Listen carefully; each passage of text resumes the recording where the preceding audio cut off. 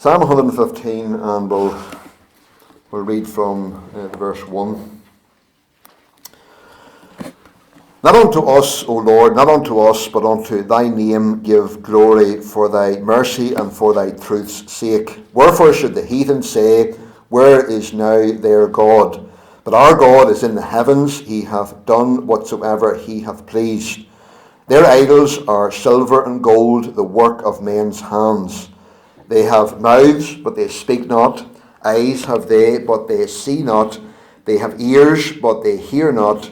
Noses have they, but they smell not. They have hands, but they handle not. Feet have they, but they walk not. Neither speak they through their throat. They that make them are like unto them, so is every one that trusteth in them. O Israel, trust thou in the Lord. He is their help and their shield. O house of Aaron, trust in the Lord. He is their help and their shield. Ye that fear the Lord, trust in the Lord. He is their help and their shield. Amen. The Lord bless that. Those few verses to our hearts. We started looking last time at this psalm, and we saw that this psalm begins with an appreciation for who God is and for his great purposes. God is always working for the glory of his great name. Men scoff at him, but he's the one who sits upon his throne. He sits in the heavens and he does whatever is pleasing to him. In spite of men mocking and scoffing at him, he is the one who is sovereign and who is sitting in the heavens and just working out his purposes in spite of what man is doing. The psalmist then goes on in verses 4 to 8, which we're going to look at tonight. He goes on to talk about God's estimate of idolatry, the folly of worshipping images and other things that have been made by men. So, three things as we look at these verses here. First of all, the futility of idolatry. The futility of idolatry. Verse 4, he says, Their idols are silver and gold, the work of men's hands. Whenever you think about idolatry, making a graven image, the likeness of something, and then bowing down to that thing and worshipping it, it really is the height of folly. Someone has said, people show as much sense talking to their garden gate as addressing a piece of metal or wood which happens to be shaped something like a human being. Worshipping idols really is a form of insanity. It's only a piece of wood or metal that a craftsman has fashioned. It's just a dead piece of matter. It's nothing more than that. And the psalmist says here in verse 4 that their idols are silver and gold. He's referring to idols that were made from silver or gold. Whenever you think about that, silver and gold are the most precious and valuable metals that we have. Everybody looks for gold. It's the most precious metal that's available, and silver's next to it. But whenever people take those things, silver and gold, and make idols out of them, and then say that those idols are powerful gods that are to be worshipped, the reality is that metal is just as powerless as wood or clay. It really is the height of insanity. That idol is valueless. It's actually worthless. And the one who had it made is really foolish to take something as precious as silver or gold and to make that idol out of it. He may as well have made it from wood or clay. He may as well have went out and dug clay up and made that idol from clay, because it's no more valuable, it's no more powerful. There's no more life in silver or gold than there is in brass or iron. So it's just a waste of precious silver and gold to take it and to make an idol out of it. And the psalmist says they are the work of men's hands. Romans 9, if you want to just turn to that for a moment. Romans 9, verse 20.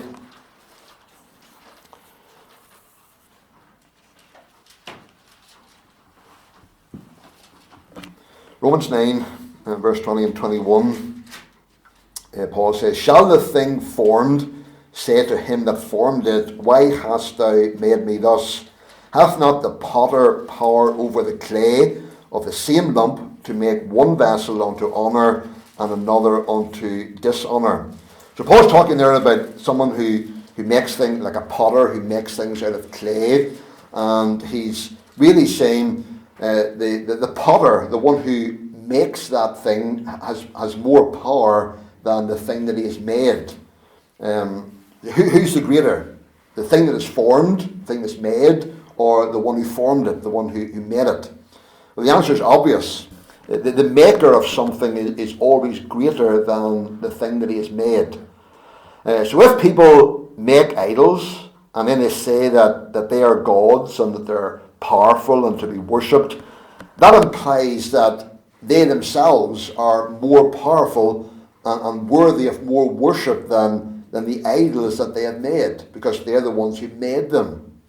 It really is irrational, whenever you think about it, for people to worship something that is less than themselves. If I make something, well, of course I'm more powerful than that thing I have made. It's less than me. So when people make idols and then say that they're gods, well, it's foolish, really, because you are more powerful than that thing that you have made. And so to say that the thing you've made is a god and that we must bow down and worship it, well, that implies that you, the one who made it, is greater than that thing. What's the practical application of this for us?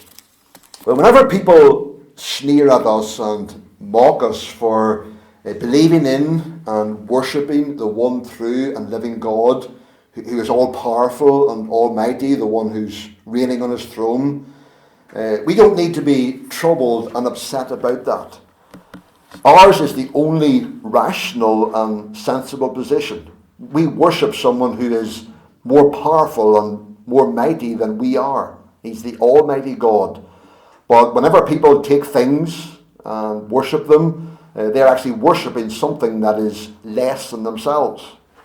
We worship, we trust in, we look to, we depend upon the Almighty and powerful God, not one who has been made by our own hands and so therefore is less than us. What use would something that is less than us, what use would that thing be to us whenever we face the perplexities of life, whenever we face the problems of life that are too great for us to handle, things that are more powerful than us, things that we can't cope with by ourselves? What use is something that we made with our hands that's less than us? What use is that thing to us to help us through the difficulties of life? Trusting a God that we have made with our own hands.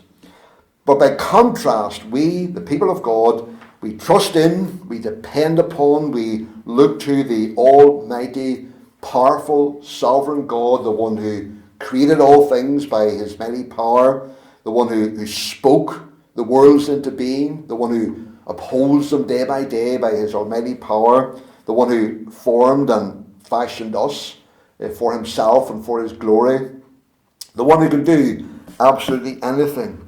The world tonight, and we've just been talking about it, refuses to adore and to worship the one true and the living God. They laugh at those of us who do worship him, and they bow their knees before the idols of their own making and look to them as their gods. What are the idols that people make? The making of literal idols is not something of the past. It's not just a passing phase of human history. There are a number of countries in our world to this very day, people make idols, literal idols, and bow down to those things and worship them. There are images of Buddha that those who follow that religion, they have loads of these images that they're constantly bowing down to and keep them in their homes and so on, and look to them as their God. In India, you will see people worshipping the statues of hundreds of so-called gods. And just go tonight to the nearest Catholic church And you will find people praying to a stone virgin or to a man, an image of a man nailed to a cross. It's all idolatry. It's all making images and looking to those things and worshipping those things. But it includes much more than literal images and statues. Sometimes we think that idolatry is only people making literal images and bowing down to them, but it includes much more than that. Whenever any of us put anything or anything before or in the place of God in our lives, well, we're worshipping that thing as an idol. Whether it's our house, our car, our job, or even our family. And the idol that modern man has made is the idol of his own thinking and reason. Modern man boasts that he doesn't believe in the God of the Bible, the almighty, powerful, and sovereign God. We are atheists, they say, and we don't believe in that outdated stuff in the Bible. Ask them how the world came into being, how it's upheld and sustained. Ask them where we come from, where we got our life from, and they're quick to answer by a process of evolution. See, they're pointing to science that supposedly proves that the Bible is wrong. They literally worship science. It's their ultimate God. If you try to talk to them about the Bible, they will very quickly turn you around to what science supposedly proves, and they really have turned science, their own reasoning, into a God. All of that is just a God fashioned by their own thoughts and their own natural reasonings. And how can that be any more a God than an image that's made by man's hands? You see, they all come from man's blinded and perverted reason, how he in his blindness thinks that God is.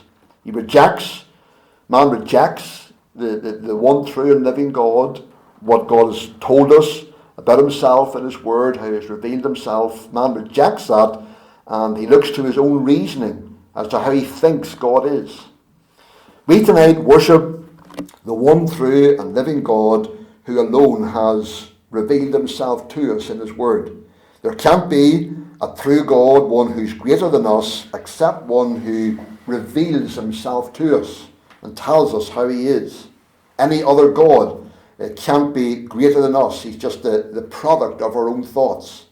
That's why we believe that the Bible is the Word of God. It's the revelation of the Almighty God to us, telling us who he is, telling us how we can worship him, because he alone is greater and more powerful than we are. And we can't know him unless he reveals himself to us. Anything other than that, anything other than the true God, is just the product of our own thinking, our own reasoning. So, the futility of idolatry. But then secondly, we have here the form of the idol. The form of the idol. Because the psalmist goes on here to talk about the different parts of an idol, the different body parts of an idol. And verse 5, he says, they have mouths, but they speak not. Idols can't even make the faintest sound. They can't communicate with their worshippers. You think of people coming and bowing down and worshipping an idol. Well, that idol can't even speak, can't say anything to them. They can't give them any promises. They can't threaten them with any punishments.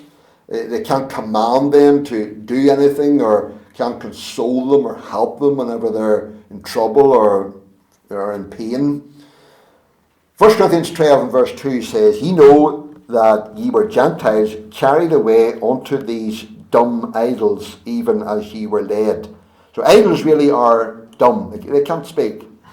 And what a contrast with the one true God whom we worship. The glory about God is that he can and he does speak to us. That he has spoken to us in his word. He has given us the Bible, and God speaks to us through the Bible. He's a speaking God. He communicates to us everything that we need to know for our life and for our happiness and for our well-being. God is a speaking God. Hebrews 1 verse 2 says, God hath in these last days spoken unto us by his Son. And John 1:14, and the Word was made flesh and dwelt among us, and we beheld his glory, the glory as of the only begotten of the Father, full of grace and truth. God has ultimately spoken to us, revealed himself to us in his incarnate Word, his Son. In contrast to the dumb idols, he is a speaking God.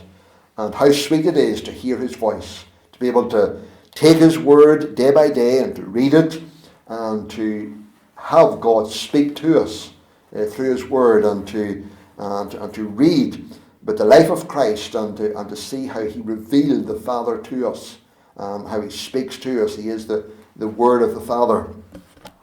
And then the second thing, the second part he mentions in verse 5 is they have eyes, but they see not. So he's talking about the idols. They're made with eyes, but they can't see.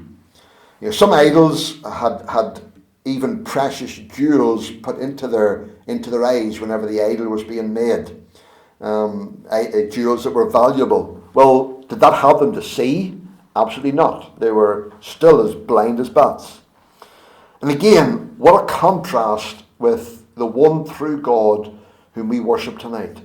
Genesis 16 verse 13, Hagar, after Abraham had put her out of his house and she was there in the wilderness and all alone, she said in Genesis 16:13, Thou God seest me.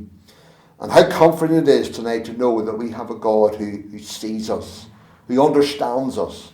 He knows our hearts. He knows how we feel. We're not coming to an idol tonight that can't see, that has nice fancy eyes but can't see us. But we serve the living God who has eyes that see us, knows our hearts. He sees right into our hearts. He knows how we feel. He knows all about us. He understands us completely. Then in verse 6, he says, they have ears, but they hear not. The psalmist may have been thinking here about the large ears that some of the heathen idols were made with. But those ears, they may have been large, couldn't hear a thing. They could have a crowd of thousands standing there before them, worshipping them, chanting their prayers, but that idol with his big ears couldn't hear a thing. Totally deaf. Couldn't even hear a whisper, never mind a shout. How can silver or gold hear anything? We're familiar with the story of Elijah and Mount Carmel and how he told the false gods of Baal the false prophets of Baal to call upon their God. And 1 Kings 18:29 says, And it came to pass when midday was past, and they prophesied until the time of the offering of the evening sacrifice, that there was neither voice, nor any to answer, nor any that regarded. They were calling to their false god who couldn't hear. He couldn't hear a thing that they were saying.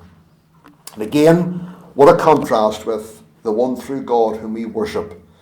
Psalm 65 verse 2 says, O thou that hearest prayer, unto thee shall all flesh come.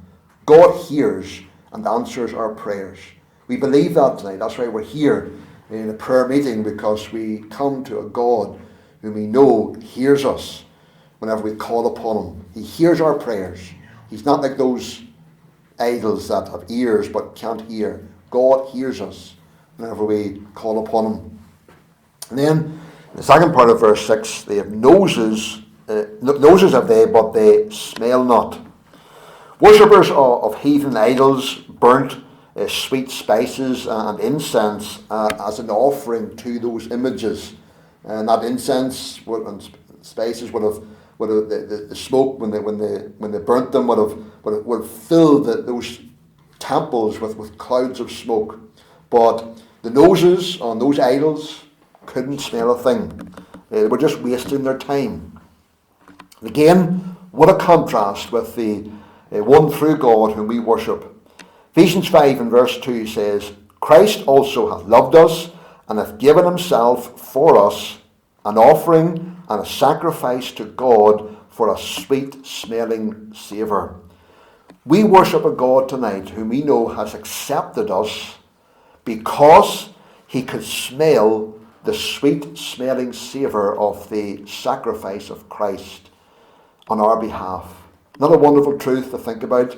These idols, these worshippers burning their incense, they had noses, those idols, but they couldn't smell a thing. God was able to smell the sweet-smelling savour of Christ's sacrifice on our behalf, and because of that, he has accepted us. Then verse 7, he says, they have hands, but they handle not. These idols can't stretch out their hand to receive the offering that the worshipper is bringing to them. Have you ever seen pictures of people standing before an idol and they're bringing their offering to them and they're standing there within their hand? Well, the idol can't reach out his hand and take that offering off them, and then that person to know that their so-called God has accepted their offering. Hands, but can't receive anything. Spurgeon says, they cannot grasp the scepter of power or the sword of vengeance. They can neither distribute benefits nor dispense judgments, and the most trifling act they are utterly unable to perform. An infant's hand excels them in power. Again, what a contrast with the one true God whom we worship. Isaiah 59 verse 1 says, behold, the Lord's hand is not shortened that it cannot save. We worship a God who stretched out his hand as just a picture of his power to save us. By his hand, the Lord has saved us. What a truth to think about. And then in the second part of verse 7, it says, they have feet have they, but they walk not. Idols couldn't walk. Whenever people needed that idol to go somewhere else, they had to lift it, physically lift it, and take it somewhere. It couldn't walk, couldn't move. The idol couldn't come to rescue their worshippers whenever they were in trouble. Someone has said that the meanest insect has more power of locomotion than the greatest heathen god. Again, what a contrast with the one true God whom we worship. 1 Corinthians 15:25 says, for he must reign till he hath put all enemies under his feet. God will one day set his feet upon all his enemies, completely defeating them. God has feet with which he will one day he will use to set upon his enemies and to defeat them all. What a contrast with those idols that have feet but couldn't walk. In the last part of verse 7, it says, neither speak they through their throat. Idols are completely dumb. They can't even make a grunt or a growl that animals would make. They're just completely useless. And what a picture the psalmist gives us here. And this is, as we said, God's estimate of idolatry. It really is foolishness. And that brings us to our third point. Not only the futility of idolatry and the form of the idol, but thirdly, the folly of the idolater. Verse 8, it says, they that make them are like unto them, so is everyone that trusteth in them. To think of making an idol, whether a literal one or putting anything else in the place of God, and then to worship and look to that thing as if it were God and could help you, it really is the height of folly. To think that anything we create can have the attributes of deity is utter foolishness. And yet that's how many people are. That's how modern men are. They're setting up so many things as idols in their lives. It doesn't have, as we said, doesn't have to be a literal idol, but people are setting up so many things as idols in their lives, and they're trusting in those things as if they were God. Romans 1:22-23 says, professing themselves to be wise, they became fools, and changed the glory of the uncorruptible God into an image made like to corruptible man and to birds and four-footed beasts and creeping things.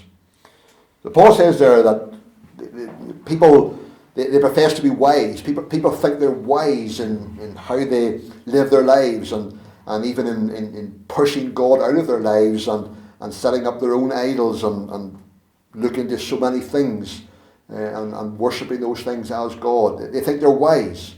But Paul says they've become fools. They change the glory of the uncorruptible God into an image made like to corruptible man. Aren't you glad tonight as we close that you know and worship the one true and living God? I know I am. As we think of the foolishness of idolatry, as we look around us and see people just pushing God out of their lives and looking to so many things, whether it's their sport or their job or whatever it is, putting those things in the place of God in their lives, how empty, how futile it is. But we worship and serve the living God who made and created all things, and who is able to help us, who has eyes that see, who has ears that hear us, his feet that can run to help us, and he's a God who's ever present and ever near to us. So may our hearts be encouraged